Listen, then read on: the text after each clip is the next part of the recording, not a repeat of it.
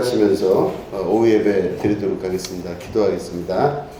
하나님 아버지, 이 오후 예배 시간을 주님께서 책임지시고 역사하시고 말씀 안에, 주님의 말씀 안에 우리가 살 수 있는 귀한 결단의 시간, 또한 그 시작의 시간이 되게 하여 주시옵소서. 예배의 시종이 주님 앞에 있습니다. 주님 맡아주시고 인도하여 주시옵소서. 감사드리며 예수님의 이름으로 기도드립니다. 아멘. 우리 하나님 말씀 보시겠습니다. 요한복음 15장 8절부터 14절을 교독하도록 하겠습니다. 요한복음 15장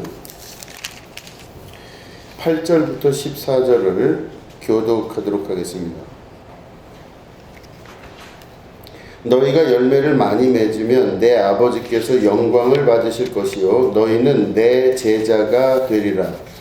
아버지께서 나를 사랑하신 것 같이 나도 너희를 사랑하였으니 나의 사랑 안에 거하라. 내가 아버지의 계명을 지켜 그의 사랑 안에 거하는 것 같이 너희도 내 계명을 지키면 내 사랑 안에 거하리라. 내가 이것을 너희에게 이르는 내 기쁨이 너희 안에 있어 너희 기쁨을 충만하게 하려 함이라. 내 계명은 곧 내가 너희를 사랑한 것 같이 너희도 서로 사랑하라 하는 이것이니라. 자기 목숨을 위하여 자기 목숨을 버리면 이보다 더 큰 사랑이 없나니. 너희는 내가 명하는 대로 행하면 곧 나의 친구라. 아멘. 예, 오늘 요한복음 15장 8절부터 14절 말씀 가지고 함께 말씀을 나누도록 하겠습니다.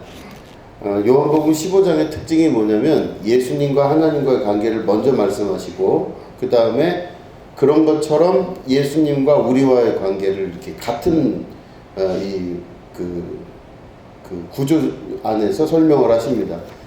예수님이 하나님 안에 계신 것과 같이 너희도 내 안에 있으라 이렇게 말씀하시고, 또 내가 아버지를 사랑함과 같이 너희도 나를 사랑하라 이런 식으로 하나님과 예수님과의 관계를 이렇게 말씀 먼저 하시고 그 다음에 예수님과 우리와의 관계도 그와 같다 이렇게 하시는 거예요.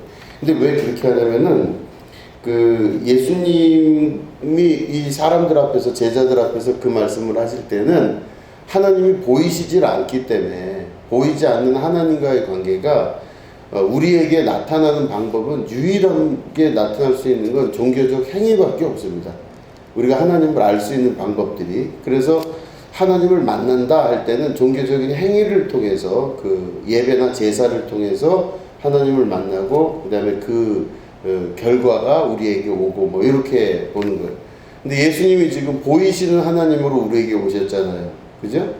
보이시는 하나님. 그렇기 때문에 예수님이 하나님과의 관계를 설명하시면서 다시 또 자세하게 보이시는 하나님이신 예수님과의 관계와 우리와의 관계를 말씀하시는 거예요.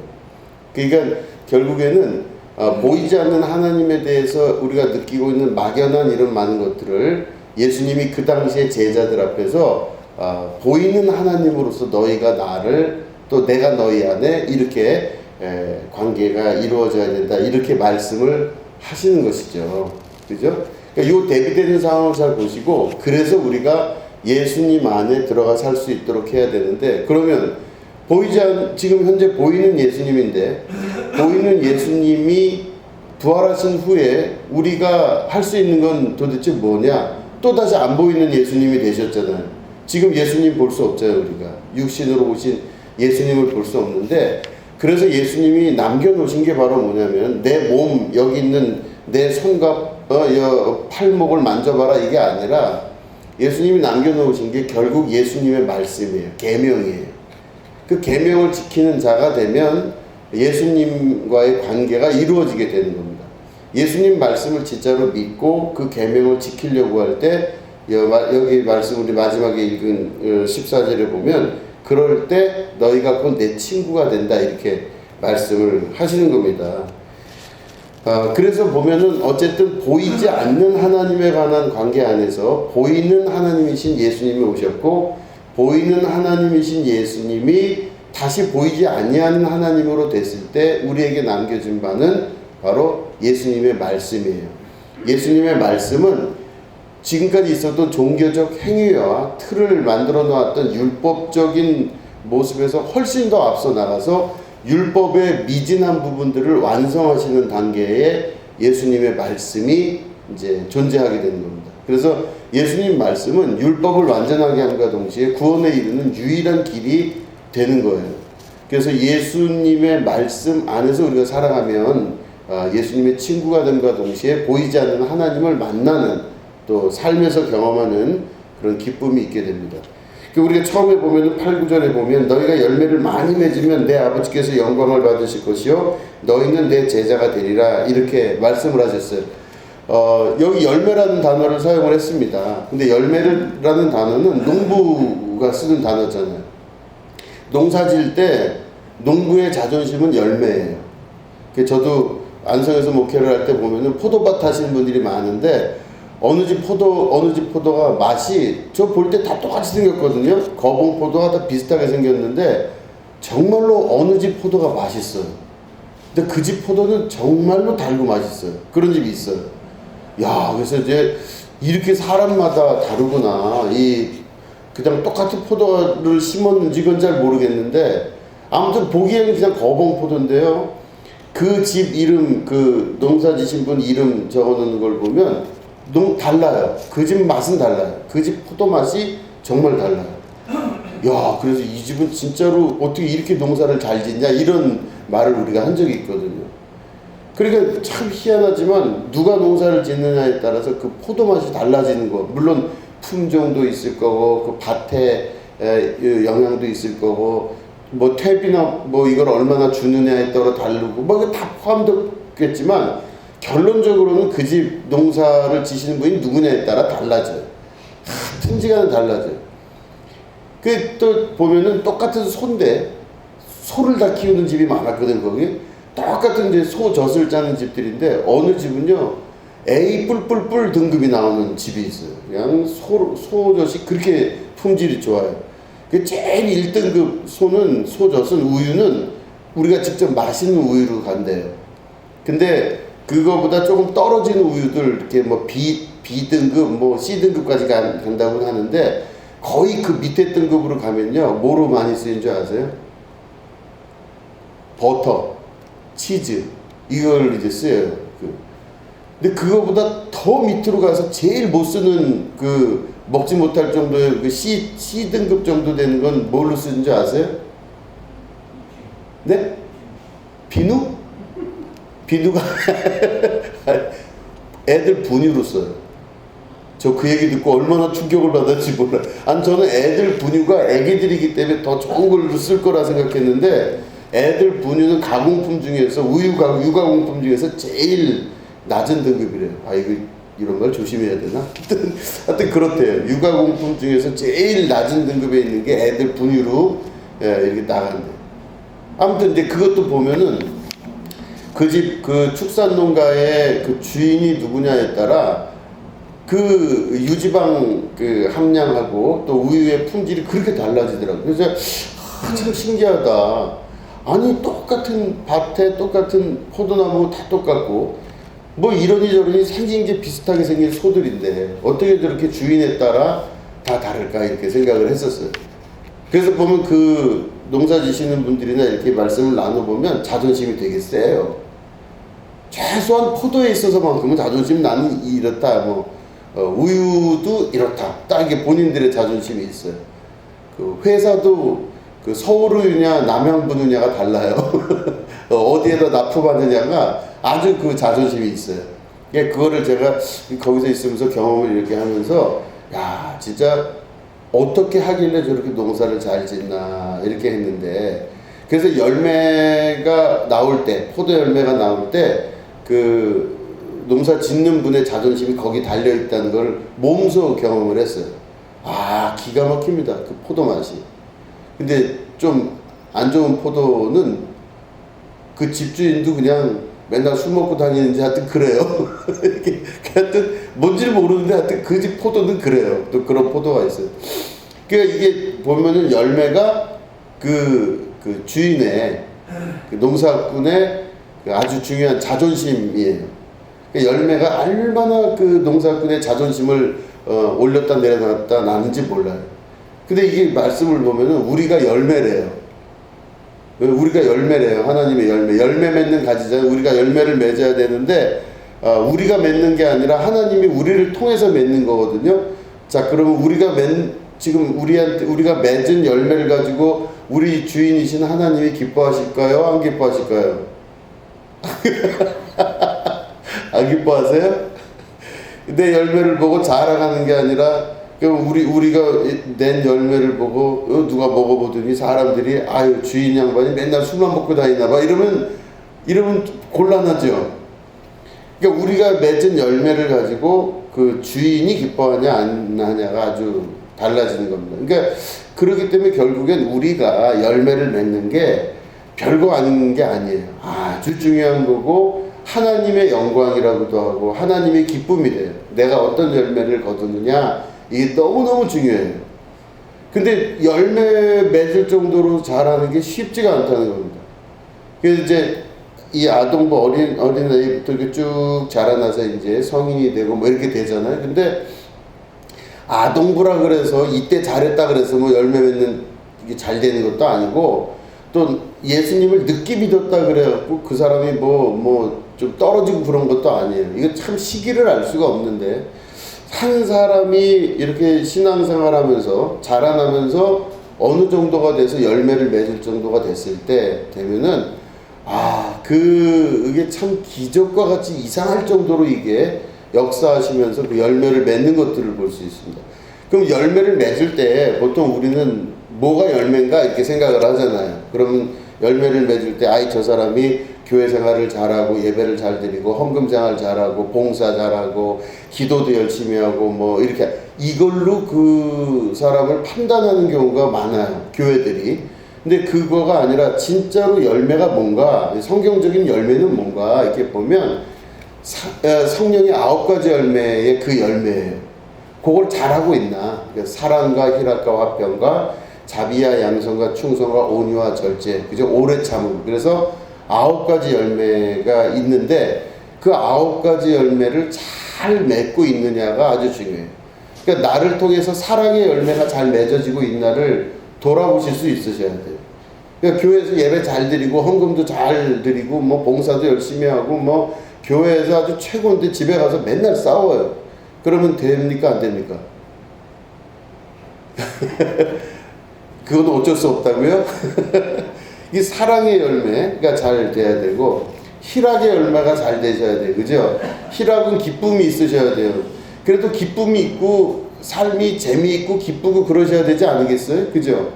근데 예수 믿고 나서 그냥 맨날 죽을 일밖에 안 보이고 힘들고 기쁜 게 뭔지도 모르겠고 좋은 게 뭔지도 모르겠고 도대체 사는 맛이 안 나고 그거는 열매를 못 맺는 거죠. 희락의 열매를 맺으셔야 돼요. 기뻐야 돼요. 어떤 조건이 있어서 기쁜 게 아니라 그 스스로 그냥 배에서부터 생수가 넘쳐나는 거예요. 남들이 볼 때 저 사람이 좋을 이유가 없어요. 저 사람 뭐가 저렇게 잘 됐나? 복권이 당첨됐나? 이런 걸로도 없는데 저 사람은 항상 기뻐해요. 왜 이렇게 기뻐할까? 희락이 그 안에 있으면 기뻐합니다. 그죠? 꼭 술에 취한 것처럼 사도행전에 술에 취한 것처럼 하듯이 이렇게 기뻐함이 있어요. 사랑과 희락과 화평함이 있으면 됩니다. 그죠? 맨날 싸우면 안 돼요. 화평함이 있어서 서로 간에 화평을 유지할 수 있는 그 여러 조건들의 열매가 있어야 돼요. 그죠? 내가 간 자리면 무조건 싸움이 나면 안 되겠죠. 그죠? 그러니까 화평이 있어야 되고 사랑과 희락과 화평과 자비와 그죠? 양선과 착한 마음과 충성, 의리죠, 의리. 충성과 온유, 따스함입니다. 절제, 그죠? 딱 끊고 맺음이 명확할 수 있는 이런 것들이 그 안에 있을 때 이게 열매를 맺는 거예요. 이 9가지, 오래 참음까지 있는 이 9가지 열매는요, 많아도 탈이 안 나요. 그게 아주 중요합니다. 이 9가지 열매는 엄청 많아도 탈이 안 나요. 사람은 너무 많이 갖고 있으면 다 탈나요. 밥을 너무 많이 먹으면 아무리 맛있어도 탈나요. 그죠? 너무 잘생겨도 탈나요. 그건 잘 모르겠어요. 저보면 이제 너무 잘생겨서 탈나는 게 많아요. 제가 알아요. 달라요. 사람이 뭐든지 너무 많은 거를 하면은 순간적으로 갖게 되면 그걸로 인해 탈이 나요. 많이 있으면 탈이 나게 돼 있어요. 근데 지금 성령의 9가지 열매는요, 많아도 탈이 안 나는 것들입니다. 그래서 사랑이 아무리 많아도 탈은 안 나요. 기쁨, 희락이죠. 희락이 아무리 많아도 탈이 안 나요. 그러니까 많아도 끝이 없어도 하나님의 성품 안에 있는 것들은 하나님은 크고 넓고 끝이 없으시기 때문에 그 성품 안에서 나온 모든 것들은 절대로 탈이 안 나요. 그렇기 때문에 열매를 많이 맺을 때는 요 사랑과 희락과 화평과 오래참 자비 양심 충성 없는 절제 이 9가지의 열매가 많이 맺히게 될 때 그 열매를 보고 이 가지가 칭찬을 받지만 그 열매를 보고 우리 아버지가 칭찬을 받으세요. 많은 사람들로부터 아버지가 영광을 홀로 다 받으시는 거예요. 그러니까 결국에는 우리로 인해서 나로 인해서 내 열매로 인해서 하나님이 많은 사람들로부터 영광을 받으시게 되는 겁니다. 그렇기 때문에 우리가 그 열매를 맺게 될 때는 어떻게 열매를 맺느냐가 중요한 거겠죠. 보이지 아니하시는 하나님의 역사 안에 내가 열매를 맺으려면 예수님의 말씀을 잘 지키고 그것들을 행해 나갈 수 있으셔야 돼요. 그리고 예수님 말씀을 잘 분석하고 내가 알아서 그대로 하실 수 있어야 돼요. 그래서 예수님 말씀이 성경에 보시면 신약 성경에 보면 마태, 마가, 누가, 요한부터 해서 쭉 보면 빨간색 글씨로 되어 있는 게 예수님이 직접 말씀하신 거죠. 그죠? 까만 거는 뭐 주변에 있는 상황이나 뭐 이런 것들인데 빨갛게 되어 있는 그 글씨는 전부 예수님 말씀이에요. 그러니까 그 예수님 말씀만 따로 모아서 쓰셔도 좋고 그걸 가지고 외우셔도 좋고 근데 이 말씀을 하셨을 때 왜 그렇게 하셨나 이 부분은 또 목사가 그 말씀을 주변 정황을 다 연구하고 바라본 다음에 설교를 통해서 이건 이겁니다 라고 말씀을 드릴 때 그 말씀을 잘 이해할 수 있으셔야 돼요. 그래서 제가 여러 번 설교를 통해서 말씀드렸지만 다시 한번 리바이벌을 하면 왼뺨을 때리는 사람에게 오른뺨을 또 내밀라 그러겠죠. 그죠? 속옷을 달라는 사람에게 뭘 준다고요? 겉옷까지도 다 주라. 오리를 같이 가자 그러면 심리를 같이 가자 그래요. 근데 이게 그러면 이런 식으로 사는 사람은 약간 바보스럽죠. 막 누가 때렸는데 아유 한 대만 아픈 척하면서 한 대만 더 때리라고 이거 이상하잖아요. 그죠? 오리를 가자고 하자는 사람인데 막 싫은데 할 수 없이 그냥 심리까지 가져요. 그럼 이 사람은 그냥 너무 착한 사람 컴플렉스가 있는 거예요. 그러니까 너무 착한 사람 같다는 생각이 들어요. 근데 그렇게 사는 게 맞다고 여겨졌었어요. 그러니까 저도 그런 줄 알고 어린 시절을 보냈고 세월이 지나면서 그렇게 보냈어요. 그게 소위 말하는 교회 오빠죠. 그냥 교회 오빠, 그냥 착하고 순하고 해달라는 거 다 해주고 집에 데려다 달라면 그냥 수도 없이 데려다 주고 먹을 거 사다 달라면 다 주고 노래 잘하고 기타 잘 치고 이게 교회 오빠거든요. 완벽을 추구하는 교회 오빠. 그런데 말씀을 이렇게 보시면 그 말씀 바로 위에 전제 조건이 있죠. 악한 자를 만나거든 이렇게 돼 있어요. 그러니까 만약에 우리가 그렇게 하라라는 말씀만 들으면 아주 이게 복잡해져요. 그렇게 사는 게 맞는지 어떤 데 보면은 뭐 교회가 이런 식으로 뭐 사랑이 없고 뭐 어쩌고 막 이런 얘기도 있고 막 그런 것도 많이 해요. 그런데 실제로 그 말씀을 보면은 이렇게 막 착하게 살라는 뜻이 아니에요. 그 말씀은 악한 자를 만날 때 어떻게 행동을 하냐 그 말씀을 하시는 거거든요. 악한 자가 만약에 이 사람이 아주 나쁜 의도를 가지고 오리를 가달라 하면은 심리를 더 가주래요. 아예. 그죠? 아예. 그리고 이 악한 자가 나한테 속옷을 달라 그러면 겉옷도 다 줘야 된대요. 그러면 왜 그렇게 하냐면요. 악한 자와는 분쟁을 하면 안 돼요. 악한 자와 분쟁은요. 반드시 문제가 생기거나 나중에 더 큰 화를 불러일으킬 수가 있어요. 그러니까 악한 자와는 논쟁하지도 말고 분쟁을 하면 안 됩니다. 피해야 됩니다.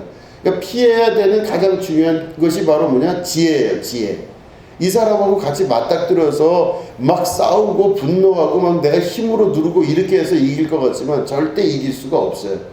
그렇기 때문에 우리가 뱀처럼 지혜롭고 또 양처럼 온순하라 하시는 그 말씀을 기억한다면 예수님 말씀을 잘 분석하고 그 말씀대로 사셔야 돼요. 그죠?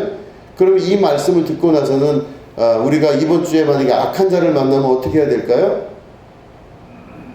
멱살을 쥐고 그냥 막 이렇게 해서 막 엎어뜨린 다음에 막 어퍼컷 뭐 이렇게 스트레이트 이게 아니라는 거죠. 그런 사람을 만나거든 피하셔야 돼요. 그리고 피하고 분쟁과 논쟁을 피할 수 있어야 돼요. 이게 예수님이 말씀하시는 진짜 지혜예요. 그죠?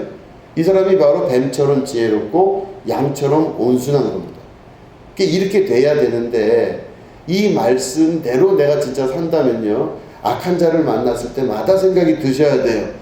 느낌이 이거 악한 사람인 것 같다 싶을 때는 하나님 앞에 내가 다시금 기도하고 지혜를 달라고 말씀한 다음에 절대로 내가 진다는 생각을 하지 마시고, 지는 게 아니라 피한다는 생각을 하셔야 돼요.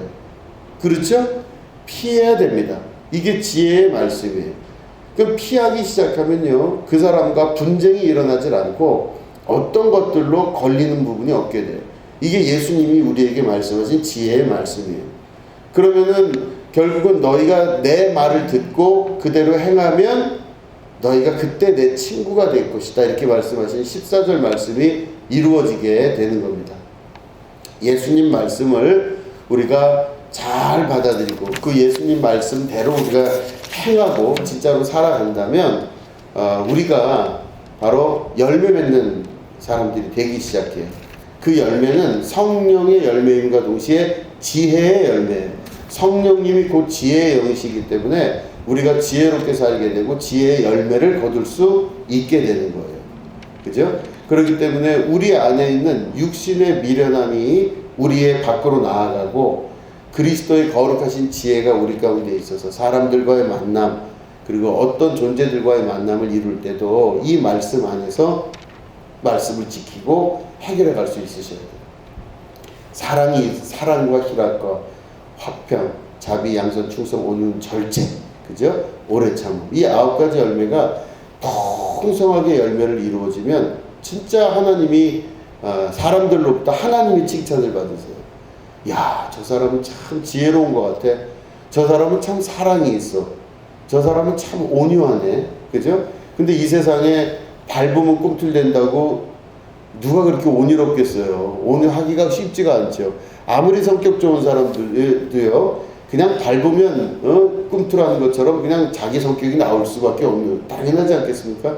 그러나 그 전체적인 것 안에서 온유가 이루어질 수 있게 된다는 것은 굉장한 축복이고 하나님의 영광이 그 안에 있게 돼요. 그러니까 하나님께서 여러분들을 통해 영광 받으시기 때는 우리의 본능과 본성대로 사는 게 아니라 성령의 열매대로 그렇게 살아갈 때 하나님이 칭찬받으세요. 그러니까 우리가 칭찬받는 게 아니라 아버지께서 그걸로 인해 칭찬을 받으신다는 거죠. 그죠? 그러니까 여러분, 우리가 열매 맺는 백성들이 되셔야 됩니다.